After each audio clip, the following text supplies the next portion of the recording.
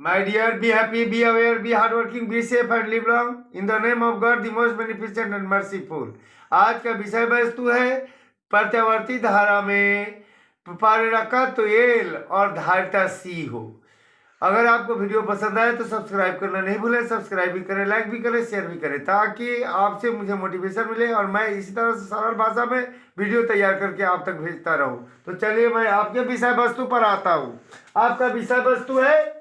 आपका विषय वस्तु क्या है? प्रत्यावर्ती धारा परिपथ में प्रेरकत्व एल और धारिता सी हो। Alternating current circuit containing inductance L and capacitance C और एल सी सर्किट। तो आप जानते हैं कि प्रत्यावर्ती धारा परिपथ तैयार करने के लिए प्रत्यावर्ती धारा चाहिए। अब प्रत्यावर्ती धारा का स्वरूप क्या होता है? प्रत्यावर्ती विद्युत वाहक बल या प्रत्यावर्ती से विभवांतर। तो पहले प्रत्यावर्ती विद्युत वाहक बल कहे या प्रत्यावर्ती विभवांतर कह लेते हैं। तो इसे प्रत्यावर्ती विद्युत वाहक बल या प्रत्यावर्ती विभवांतर कह लेते हैं। और इसे ये पता है ना, इसे क्या होता है कि प्रत्यावर्ती विद्युत वाहक बल या प्रत्यावर्ती विभवांतर को हम एप्सिलॉन से भी सूचित कर सकते हैं। और एप्सिलॉन बराबर होता है epsilon note sine omega T, या इसे भी से सूचित करें तो भी बराबर क्या होगा? भी नोट है ना। एप्सिलॉन बराबर क्या होगा? एप्सिलॉन बराबर होगा epsilon note sine omega T, या भी से सूचित करते हैं तो भी बराबर भी नोट साइन ओमेगा टी।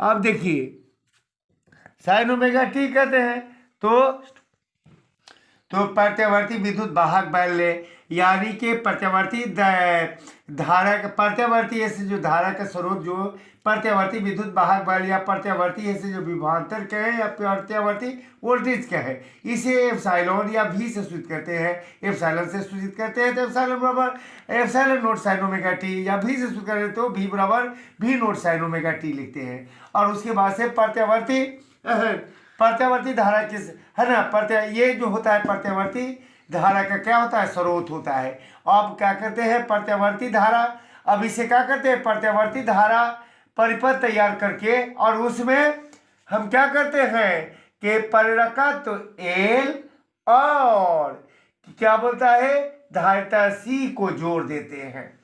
और एल के कारण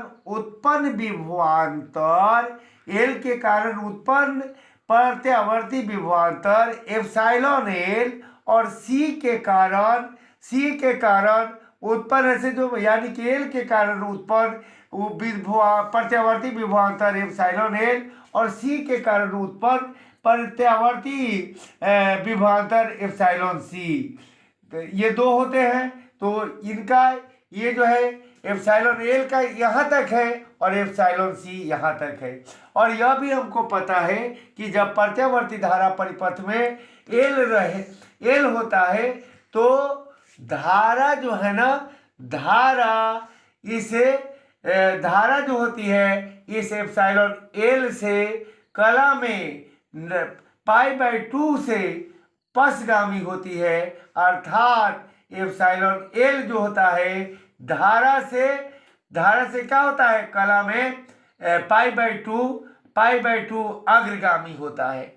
और जब ये क्या बोलता है कि प्रत्यावर्ती धारा परिपथ में जब ये सी जुड़ा हो, अर्थात ये जो है धारिता जुड़ा हुआ हो, सी अर्थात धारिता जुड़ा हो, तो ऐसे स्टेज में क्या होता है? ये जो होता है इसके कारण जो उत्पन्न जो ये विद्युत वाहक, इसके कारण जो उत्पन्न जो विभवांतर या विद्युत वाहक बल होता है, यह जो है होता है क्या? धारा से, ये खुद धारा से कला में π/2 से पसगामी होता है। अर्थात धारा जो होती है इसके एप्सिलॉन सी से कला में क्या होती है? π/2 से अग्रगामी होती है। इस तरह से ये जाहिर होता है कि एप्सिलॉन एल और एप्सिलॉन सी क्या है? एक दूसरे से विपरीत है, यानी कि दोनों के बीच 90 डिग्री दोनों के बीच 180 डिग्री का कोण बनता है। अर्थात दोनों एक दूसरे के विपरीत है। तो देखिएगा किस तरीके से ये जो होगा दोनों एक दूसरे के विपरीत होगा, दोनों एक दूसरे के विपरीत होगा, और दोनों क्या होगा, एक दूसरे के विपरीत होगा। आप देखेंगे और ये दोनों एक दूसरे के विपरीत होगा, तो यहाँ हो जाएगा कौन, एप्सिलॉन, यहाँ होगा हमारा एप्सिलॉन एक्स, यहाँ होगा। तो ये जो है मतलब एप्सिलॉन एल और एप्सिलॉन सी एक दूसरे के विपरीत होगा, और ऐसे स्टेज में जो है आपको ऐसे प्रत्यावर्ती क्या बोलता है, परिणामी प्रत्यावर्ती विद्युत वाहक बल या परिणामी ऐसे जो प्रत्यावर्ती विभवांतर एप्सिलॉन बराबर क्या होगा, एप्सिलॉन एल माइनस एप्सिलॉन सी, एप्सिलॉन एल माइनस एप्सिलॉन सी। और पहले भी मैं बता चुका हूँ कि एप्सिलॉन एल क्या है और एप्सिलॉन सी क्या है। अब आइए जो है यहाँ आपने पाया, क्या पाया कि एप्सिलॉन बराबर कितना है, एप्सिलॉन एल और माइनस एप्सिलॉन सी। तो ये क्या है, परिणामी विभवांतर बराबर है परिणामी विभवांतर अर्थात परिणामी प्रत्यावर्ती विभवांतर अर्थात परिणामी प्रत्यावर्ती विद्युत वाहक बल या अर्थात परिणामी प्रत्यावर्ती वोल्टेज, जो भी पुकारे। तो जनरली जो है विभवांतर से लोग ज़्यादा अच्छा से जानते हैं, तो मैं विभवांतर कह के ही बोला देता हूँ। यहाँ परिणामी प्रत्यावर्ती विभवांतर एप्सिलॉन बराबर क्या हो जाएगा, एप्सिलॉन एल माइनस एप्सिलॉन सी। तो ये भी एक विभवांतर है, तो ये एल के कारण विभवांतर है, तो एल के कारण विभवांतर, तो इसके बराबर क्या हो जाएगा, किसी विभवांतर बराबर क्या होता है, धारा गुने प्रतिरोध। तो ये एल के कारण विभवांतर है, इसलिए इसका क्या होगा, धारा क्या हो जाएगा, आई होगा, और इसका ये जो है ना विभवांतर है, और एल के कारण विभवांतर बराबर क्या होगा, धारा गुने एल। जब ये विभवांतर एल के कारण है, इसलिए इस विभवांतर बराबर क्या होगा, धारा आई गुने एल का प्रतिरोध एक्स एल, और माइनस ये जो है विभवांतर किसके कारण है, सी के कारण है, यानी कि धारिता के कारण है। तो इस विभवांतर के बराबर क्या होगा, धारा गुने सी के कारण विभवांतर यानी कि एक्स सी, और आई क्या है, कॉमन है, तो आई कॉमन ले लेंगे तो क्या बच जाएगा, आई से आई कट जाएगा एक्स एल, और माइनस आई से आई कट जाएगा एक्स सी, और इसलिए क्या हो जाएगा, एप्सिलॉन अपनी जगह पर रहेगा, आई गुना है तो भागा हो जाएगा, बराबर में एक्स एल माइनस एक्स सी रह जाएगा।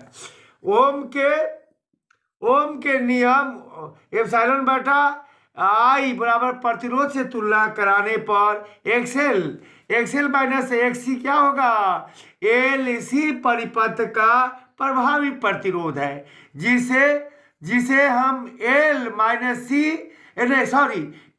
सी परिपथ का प्रतिबाधा कहते हैं, यानी कि इसको एल सी परिपथ कहते हैं, तो एल सी परिपथ का प्रतिबाधा कहते हैं।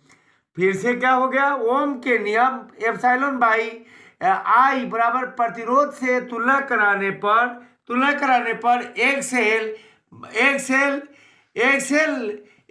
माइनस एक्सी क्या होगा, एक्सएल माइनस एक्सी जो है एल सी परिपथ का प्रभावी प्रतिरोध है, जिसे एल सी परिपथ का प्रतिबाधा कहते हैं, इसे जेड से सूचित करते हैं। इसलिए जेड बराबर क्या बच गया, जेड बराबर हमारा हो गया क्या, जेड बराबर हो गया एक्सएल माइनस एक्सी। अगर एक्सएल बराबर एक्सी हो तो क्या होगा, ये जो है जेड के जेड रह जाएगा, जेड के जेड एक्सएल के एक्सएल और एक्सी। तो हम बता दिए जेड बराबर एक्सएल माइनस एक्सी लेकर आगे बढ़ते हैं, तो एक्सएल के तो एक्सएल रखेंगे, और आपने देखा कि एक्सएल एक्सी बराबर है, तो एक्सी का भी मान एक्सएल रख देंगे, एक्सएल में से एक्सएल जाएगा 0 हो जाएगा।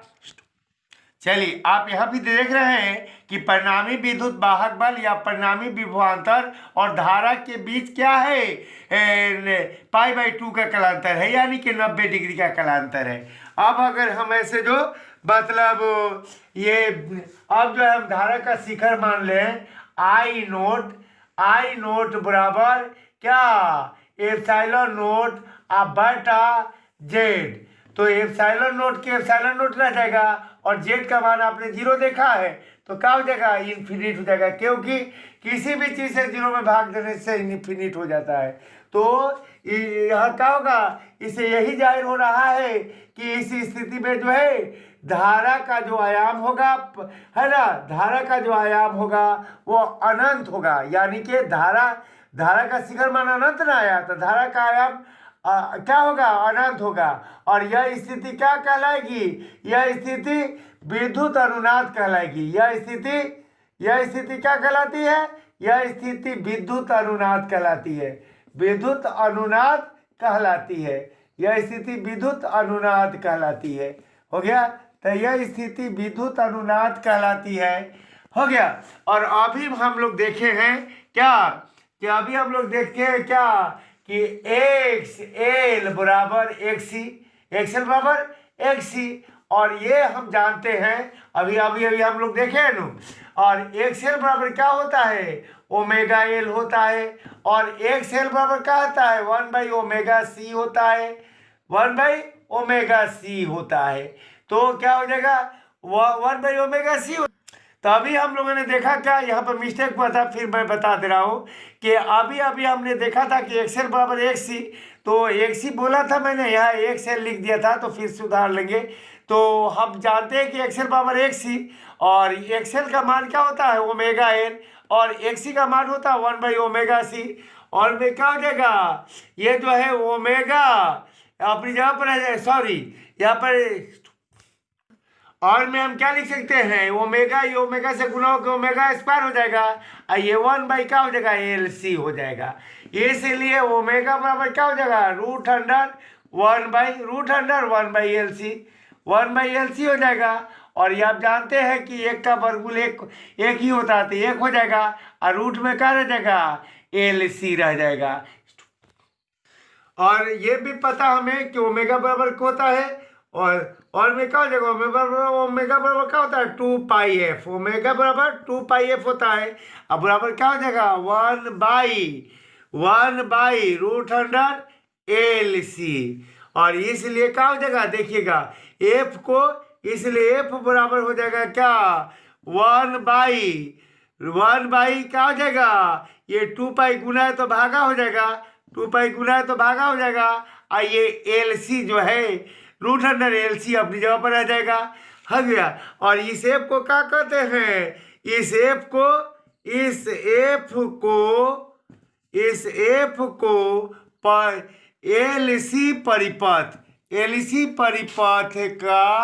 LC परिपथ का अनुनाद, इस एफ को LC परिपथ की अनुनादी आवृत्ति कहते हैं, अनुनादी आवृत्ति कहते हैं।